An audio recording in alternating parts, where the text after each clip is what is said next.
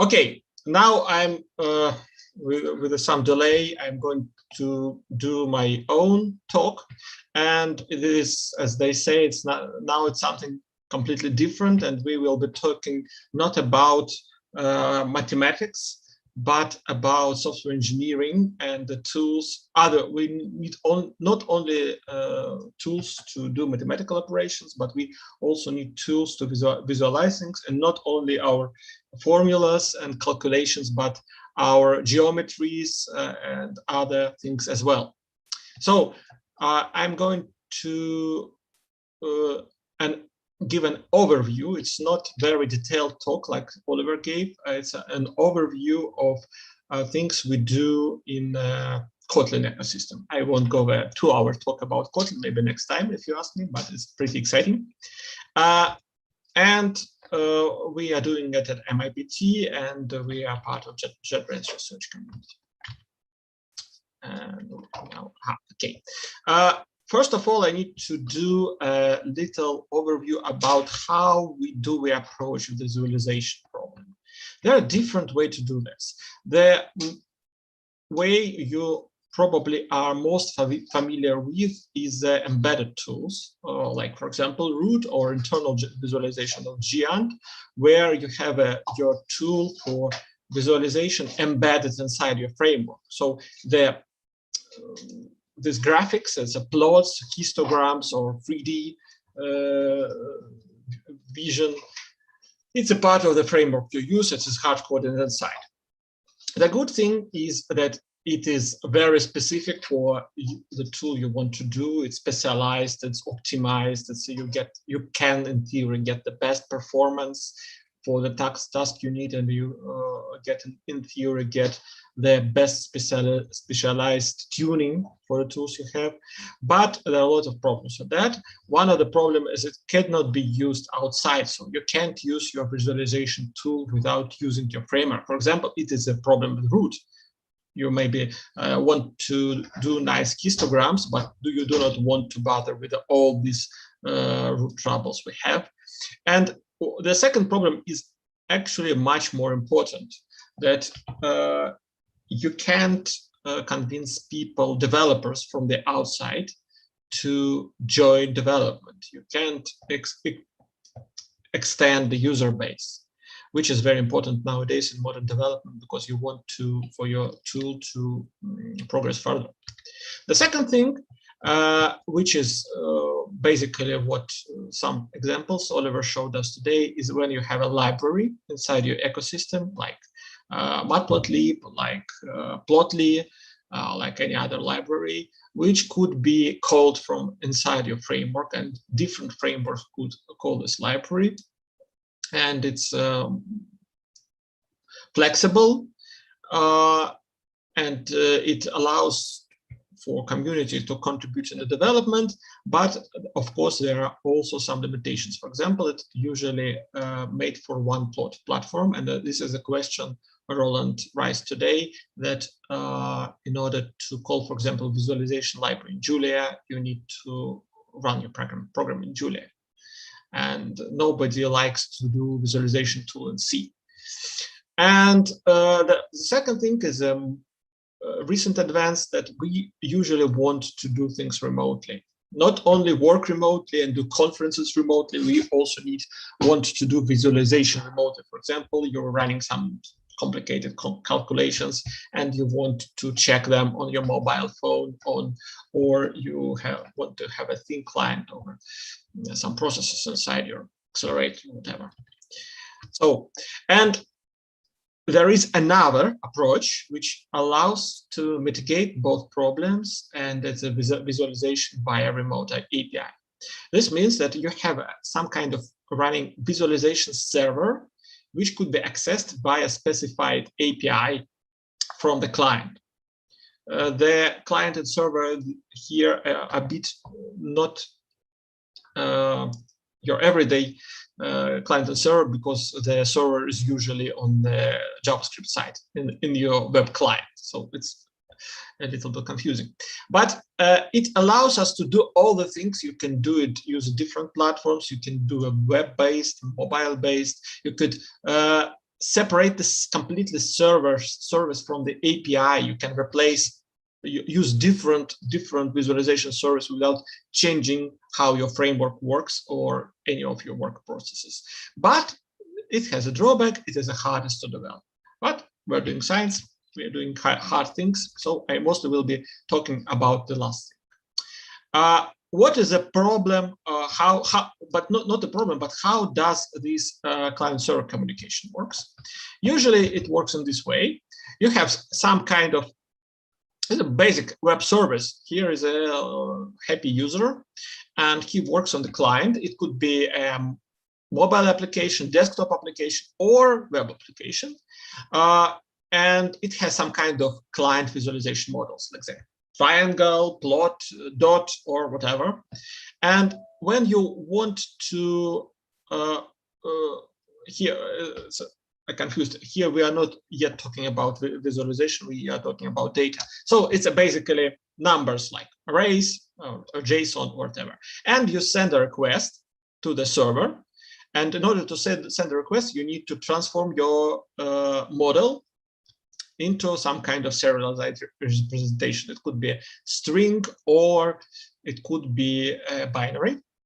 And it goes there, and it should be deserialized here, evaluated, somehow evaluated, and brought back together. So you need client model, server model. If they are written in different languages, you will have to use duplicate the code here for serialization, because otherwise it won't work. And when you update one part, you need to update the other part as well. The basic basically you can do visualization this way, and the example is JS root. It's probably only one framework for visualization specialized for particle physics, and it's has nice features. The insights, there are questions to insights because it's rather old and developed by one guy, a very good guy, but it's very small development community. And JS root uses a root object model to communicate. And basically, it mostly works on the client side. So you can communicate with the root server, but it's complicated. It's mostly very simple requests and response. And it has a monolithic architecture. So it's very hard to add something new to it. Another way to do so, to do the thing I'm talking about, is the visualization service, which I'm talking about. It's the other way around. You sit on the server side, server taken in quotes because in this case it's a client for visualization, but a server in terms of web development. And you do something, for example, in root or in any other framework. You create a model, then you serialize it, then you generate document, web document HTML, which includes the code for visualization, and pass it to the client, to your browser, and you see the result. It is requires the same amount of work, and you can see that here we have a bidirectional updates. Probably you know that you can't just send data to web client. It's not allowed by the REST communication standard. So you either request data from server, or you need to establish WebSocket bidirectional communication. Normal IP sockets are not supported in the browser. So it's basically the same. But this thing could be, the benefit is that you can work on your desktop. You can create your plots or 3D visions or whatever, and just press a button and see them in your browser. You do not need to invent a complicated library to visualize it on the desktop in your window. But it could be further improved by providing a common model. And here where we are going to Kotlin, because Kotlin is multi-platform right now, and it allows to share code between different platforms. namely server, JVM, for example, or native in future, and JavaScript and Android or whatever. So you can write a common code for your model representation and allow automatic tools to serialize and deserialize the model. So all you want to do right now is to create a nice API for user to build a model and then a renderer here using one of numerous JavaScript libraries which allows for visualization. Okay, there is also a question of protocols, and not each and every are available, and we are limited to REST and WebSockets, and we have a choice of transport protocol, but usually they use a JSON because nowadays XML is too complicated to both parse and to work with, and JSON much more simple. And binary does not make any sense because simple compressed JSON is as effective as most of the binary protocols and much more user readable and machine readable in most cases. So people do not use those complicated binaries anymore for simple visual and data transfer, except the cases when there is a huge data involved. So now some examples. Here is the package we've done on top of Plotly, a JavaScript library. It's quite famous. It's one of the best visualization tools. And Julia has also a wrapper for Plotly, which works more or less in the same way. But we've done the same for Kotlin. And you can see that here the plot is described in a declarative way. It means that you just create traces and add custom features for that. You add data, you add name, no set something or use something or imperative, or like in root, you need to be careful to add your comments in correct order to get the proper result, nothing like that. You just explain, and it is type safe, which is very important because it's not that you're writing JSON. It's type safe. It means that you can, at each point, you can check if you can't assign the floating point here and which properties are allowed in this scope. And it makes creating those plot models much, much easier than it is even in Python, which is famous for its visualization tools. And it's an interactive. You can see it right here, but it creates an interactive plot. I will probably show you later if I have time. And it's published. You can have it as another link. Declarative model is important, and it took some time to devise a both human acceptable and machine acceptable way to create observable properties. What is important here is not only that you can write this plot, you can change things here and they will be automatically changed on the visualization server. So you not only need to create the model, but you need also a mechanism to dynamically update this model. It's a rather complicated. I do not have time to fully explain this. So if you have questions, maybe I will go in more detail later. And here, the language, as Oliver said, is very important because it's very, very hard to do observable values in, for example, C++. And of course, we have a lot of other features, like we can compute difference between two visualization models and a lot of other things. The second example is the Dataforge framework, which is in development right now. It's functional, but a lot of bugs right now, which you need to refinish. But we are already starting to produce some scientific result from it. And it was initially done not for more general visualization. For example, we want to visualize not only plots, not only histograms or table data, but we also want to visualize, for example, 3D pictures, like in accelerator physics, and we work with BM and N experiment. They want event display, and there is no public event display framework but Eevee, which is rather outdated and also based on root. Here we have something which completely separated from root, so it allows us much more flexible development of new features. And right now it supports this 3D rendering of solids via Free.js library, which is quite nice library for 3D visualization in JavaScript. And it fully supports both generator, concise generator, and consumer for GDML. So we can generate GDML not as a textual XML, but as a type-safe language with the cycles and all other things you want, validation, etc. And we can transform this GDML model into the Free.js. The root integration is still not fully functional. We are working it, but it will be at some time, and we will be working also on a desktop or OpenGL renderer.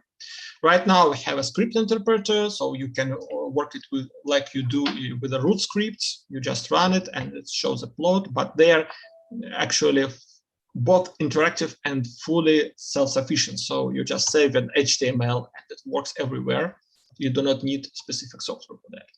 Jupyter integration, a little bit bugged, but it works mostly. And of course, we integrated our own Plotly library here, and we plan to add text capability so you can create fully interactive documents from your code, and even from inside your analysis, which is one of the aims. So you're just doing analysis and just generate not a PDF, but fully interactive document. Maybe I can skip the details because designing the model for this, for example, 3D structure is a really complicated thing. It took a lot of time to do it more or less properly. But I just will say that it requires a lot of things. It's a lot of research to do it properly. Right now, I think we get it correctly, more or less, and it allows styling. It allows prototypes for 3D visualization when you want to a lot of the same pieces like detectors in the same picture without performance overhead, and all other things as well. Here is an example. For example, it's a part of detector from IAXO. IAXO is the axion search experiment.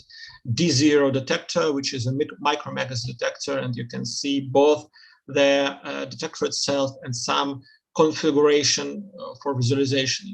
You can change colors, transparency, add new features, all that.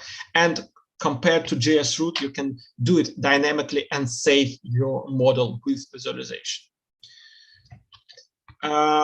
So the conclusion is visualization service is most versatile architecture for visualization right now, and it is feasible to do. It's hard, but it's feasible. And once we do it, it could be easily scaled and developed further.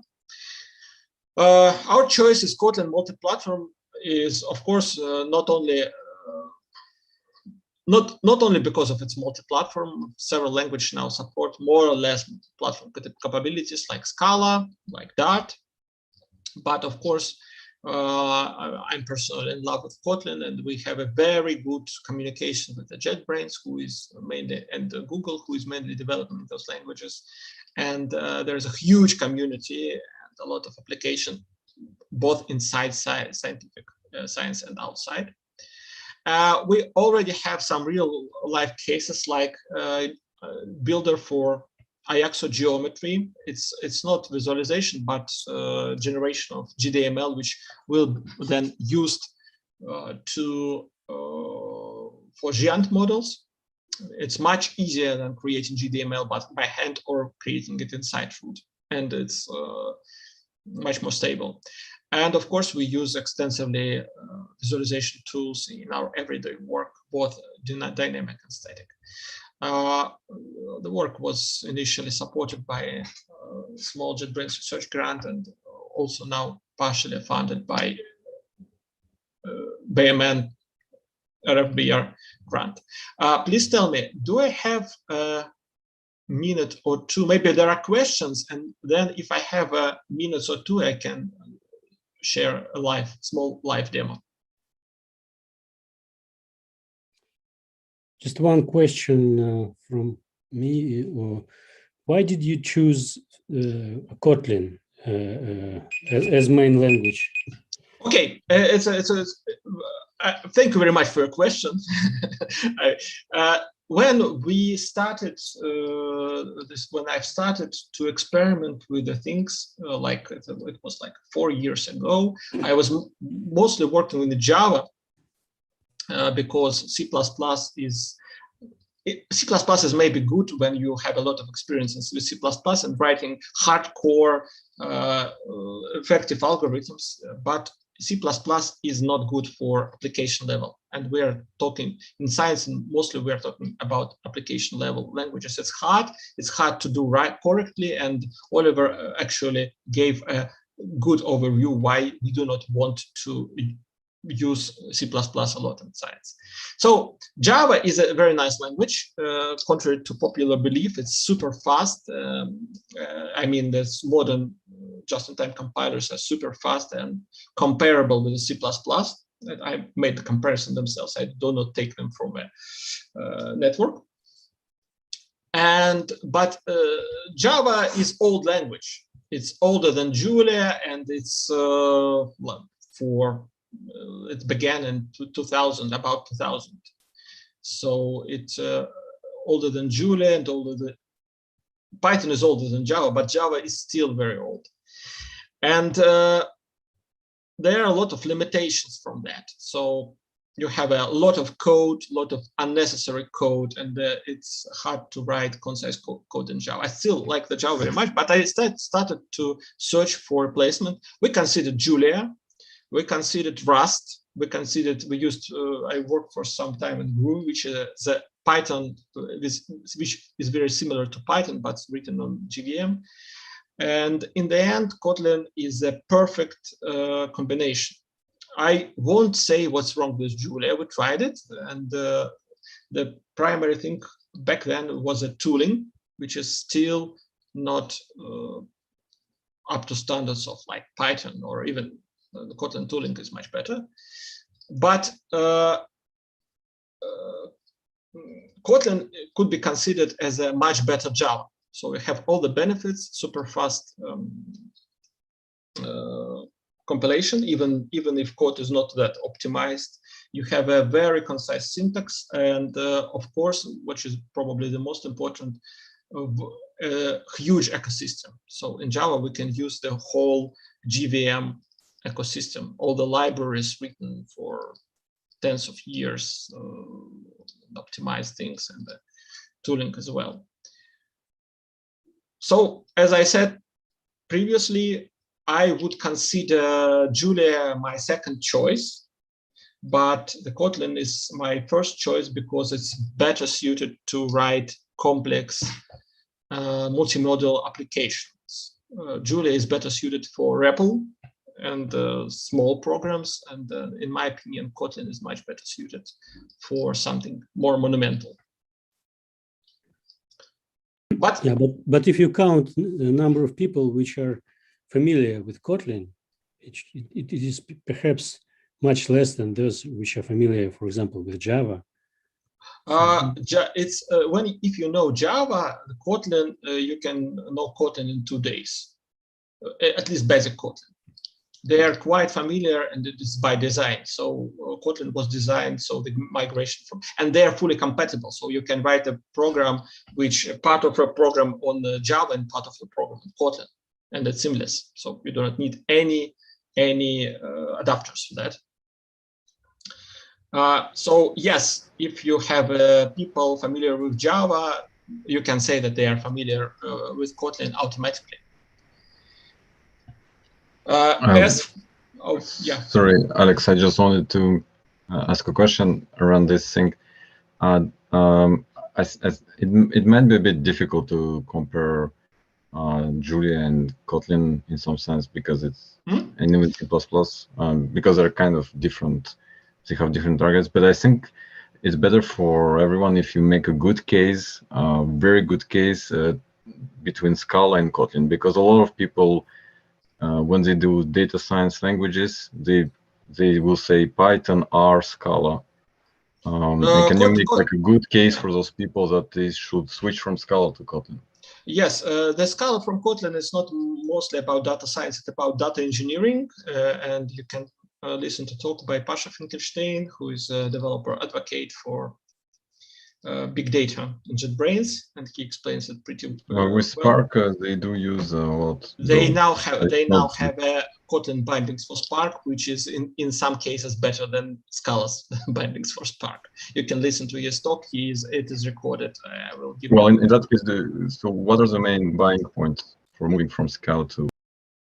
It's a Kotlin entry level is much. Kotlin is much easier to learn than Scala. So if you heard the talk by Oliver today, Kotlin and the most modern languages like Rust, like Dart, like whatever, they are very similar, like Swift. And you will see a lot of very familiar things between, for example, Julia and Kotlin. And you do not have a very deep knowledge of type theory to understand it. In Scala, you will have Scala in this case is more like C++.